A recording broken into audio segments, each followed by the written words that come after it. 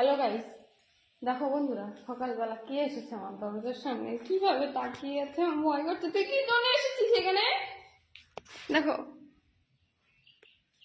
শোন, এইটা দেবো, আমার কাছে খাওয়ার আর কিছু নেই। এইটা দেবো, নিচে দিয়ে দিচ্ছি, নিয়ে নিবি, ঠিক আছে? জানি না কিভাবে নিবি।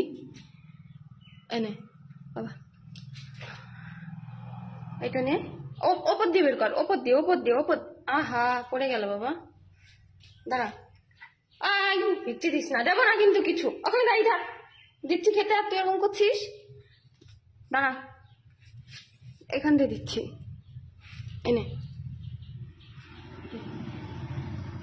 তুই শোন, এই তোকে দিলাম, তুই যেখানে ছিলি সেখানে চলে যা। এভাবে এসে রয়েছিস কেন? আমার না ভীষণ ভয় করছে। খিদে পেয়েছে মনে হয় ওর খুব। দেখো গাইস, আমার কাছে নেই, আমার ঘরে আর কিচ্ছু নেই। আমি রান্না করছি, কিচ্ছু নেই তোকে খেতে দেওয়ার মতন। আমি বিস্কিট রাখি না বাবা, যাটা দিয়েছি তুই যেখানে থাকিস চলে যা। এভাবে দরজার সামনে দাঁড়িয়ে থাকিস না, বসে থাকিস না, আমার ভয় করছে খুব, বুঝলি? কি করবো বলো, ও ওখানেই রয়েছে, অনেকক্ষণ ধরে রয়েছে বসে। আমি রান্না করছি রান্নাঘরে, আমার তো দেখে রীতিমতো আমি এসে ভয় পেয়ে গেছি। এভাবে কে দরজায় মুখ এরকম বাঁধিয়ে বসে আছে? ওর খিদে পেয়েছে খুব, কিন্তু আমার কাছে আর খাওয়ার মতন, ও দেওয়ার মতন কিছুই নেই আমার ঘরে। আমি ঘর থেকে বাইরে কোথা থেকে যেতে পারছি? খাচ্ছে, দেখো।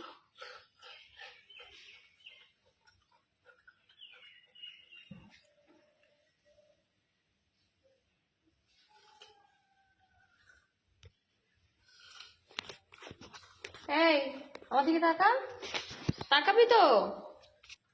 এই, এই হনু, তুই যেখানে সেখানে চলে যা, এখানে আর থাকিস না, যা বাবা, খেয়ে দিয়ে চলে যা, আমি রান্না করছি।